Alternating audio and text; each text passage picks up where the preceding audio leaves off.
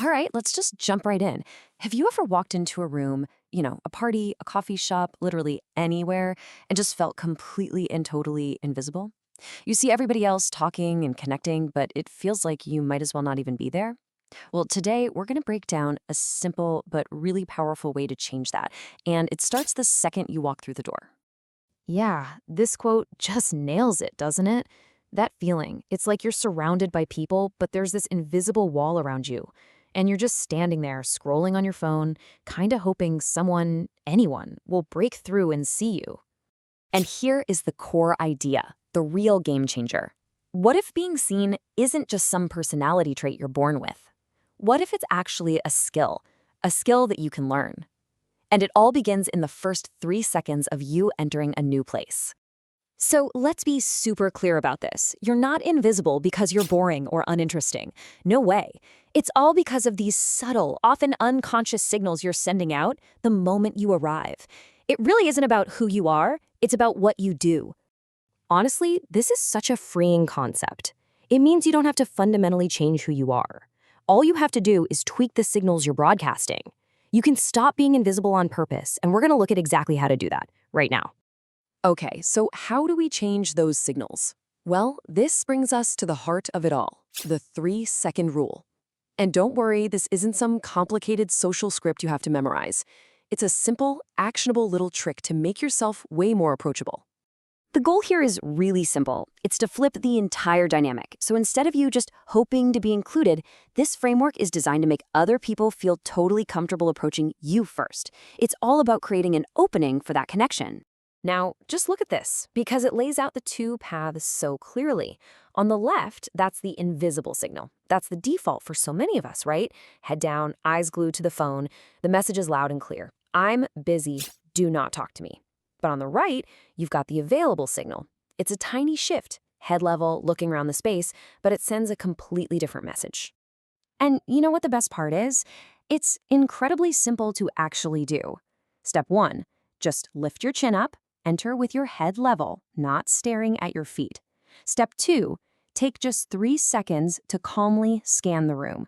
You're not, hunting for someone to talk to. You're just taking in the space. And here's the cool psychology behind it. If you happen to make eye contact with someone during that little scan, all it takes is a tiny nod or a quick, small smile. That's it. What you're doing is planting a little seed in their brain that says, I see you and I'm friendly. You're signaling that you're safe and open, which makes you way less intimidating to approach later. Of course, theory is great and all, but does this thing actually work? Well, the source material gives us a great personal story. The author put the rule to the test in a bookstore, where the usual strategy was to just hide in the shelves. But this time was going to be different. And there it is, a real tangible result from one tiny change in behavior. There was no witty opening line, no grand gesture, just an entrance that signaled I'm available instead of I'm invisible. The difference wasn't about personality, it was all about the signal. Okay, so you did it. You used the 3-second rule and someone is approaching you. That's awesome.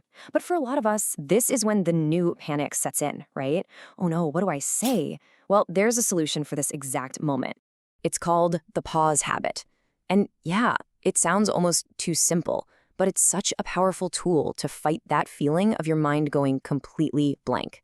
Before you answer any question, just take one full beat, 1 second of silence. And the benefits here are huge. That 1 second gives your brain time to catch up and actually form a thought, so you speak more clearly. But even more importantly, it shows the other person that you're actually listening to them and considering their question. It makes them feel heard, and that's a big deal. So, you've entered confidently, you handled the opening.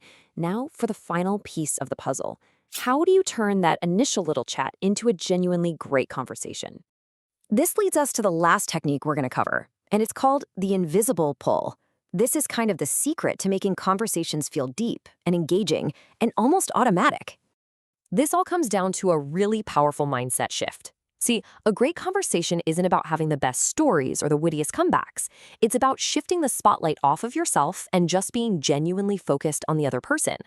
Your goal isn't to impress them, it's to be interested in them. So, here's how you actually do it. Instead of just stating facts, you ask questions that invite them to share more, to reflect. Questions like, Wow, what's the most challenging part about that? Or how did that feel when you finally did it? These questions move the conversation from surface level stuff to something real. You basically make them the fascinating one. And really, this is the final, most empowering takeaway. You don't need to be perfect. You don't need some mythical level of charisma to connect with people. You just need to show up, signal that you're open, pause to listen, and then be genuinely interested in whoever is in front of you. So the only question left is, what signal will you choose to send next time you walk into a room?